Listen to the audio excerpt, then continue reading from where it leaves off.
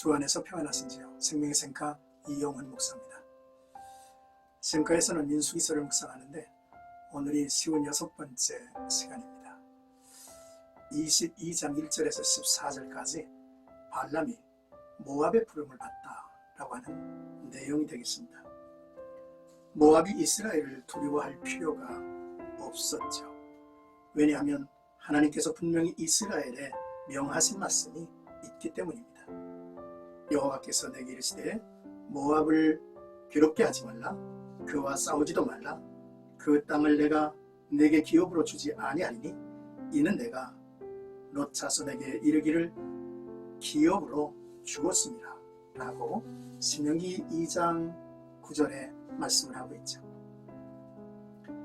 안타깝게도 모압은 하나님과의 관계나 그의 말씀에서 이미 멀어진 족속이 되었습니다.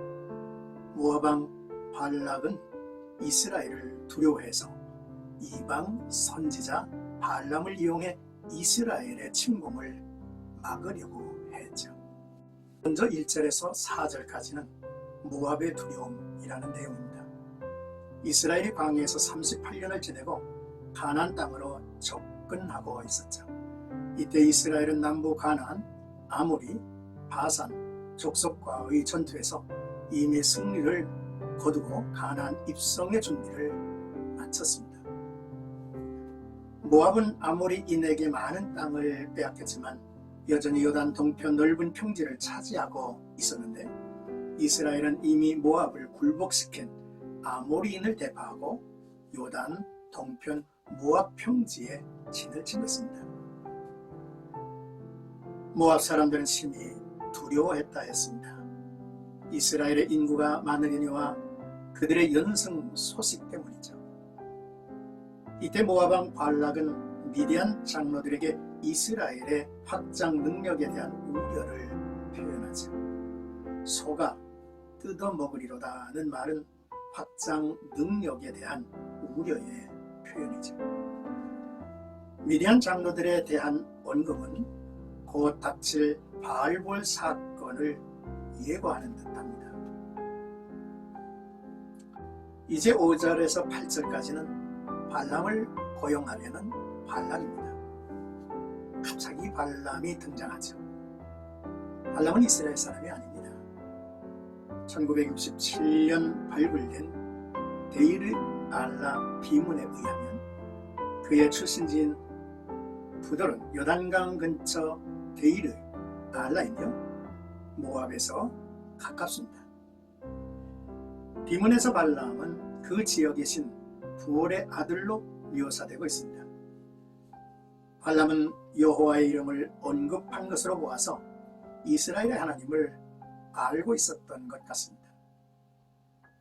당시 발람은 예언의 능력으로 유명세를 탔고 모압 왕 발락은 발람의 신통력으로 이스라엘을 물리치고 싶었던 것이죠.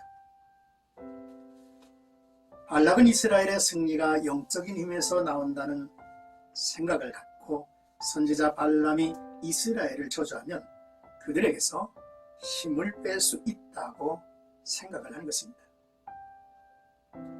이에 발락은 1차로 발람에게 이스라엘에 대한 저주를 요구하고 2차로 장로들을 보내 복채를 제시하며 그를 유혹합니다. 발람이 장로들을 당장 쫓아내서 했지만 불의의 싹에 눈이 멀어 그들을 자기 집에 머물게 했죠. 명분은 하나님의 뜻을 알아보겠다는 것이었지만 그의 관심은 불의의 싹에 있었습니다. 당시 이방의 이름난 복술가들은 자신이 믿는 출신이 있지만 다른 신에게도 접촉해서 그의 뜻을 알아낸다고 여겼습니다. 그러나 거짓 우상이 사로잡고 있는 세상에서 어느 신이 복술자에게 말을 하겠습니까? 발람이 여호와께서 내게 이르시는 대로 대답하리라 하고 이제 말한 것은 그가 신뢰하고 확신을 가진 제안은 결코 아닌 듯 싶습니다. 이제 끝으로 9절에서 14절까지는 하나님의 응답입니다. 그날 밤 발람은 신비로운 체험을 한 것입니다. 여호와가 그에게 나타나 만나주시고 분명하게 말씀을 해주신 것이죠. 하나님께서 발람에게 이 사람들이 누구냐고 물으셨는데 그 물으신 이유는 몰라서가 아니라 이들이 악을 도모하고 있음을 가르쳐 주시기 위함이었죠. 하나님은 저들과 같이 가지도 말고 저주하지도 말라고 했습니다. 이스라엘은 하나님께로부터 복을 받은 자들이기 때문이죠. 발람은 그의 생전에 다시는 없을 법한 신령한 체험을 했죠. 그렇다면 발람은 오직 하나님의 선지자로서 거듭나야 했고 그의 뜻을 따르는 자가 되어야 했습니다. 안타깝게도 발람은 자기가 원하는 것과 하나님이 원하는 것 사이에 끼어 갈등이 시작되고 있음을 발견할 수가 있습니다. 발람이 발락의 귀족들에게 이른 말은 너희는 너희의 땅으로 돌아가라. 여호와께서 내가 너희와 함께 가기를 허락하지 아니하시느니라 했습니다. 하나님을 탓을 했죠. 발락의 사자들에게 돌아가라는 그러한 어투입니다. 하나님이 말씀하신 핵심 내용을 저는 전달하지 않았습니다. 하나님이 발락에게 이르신 말씀은 너는 그들과 함께 가지도 말고 그 백성을 저주하지도 말라. 그들은 복을 받은 자들이라 하셨습니다. 이 같은 사실은 발람에게 여전히 탐욕이 숨어 있음을 보여주죠. 자기는 가고 싶지만 하나님께서 허락하지 않기 때문에 라는 이유입니다. 발람은 자기가 행하고 싶은 것과 하나님이 행하기를 원하지 않는 것 사이에 서 있죠.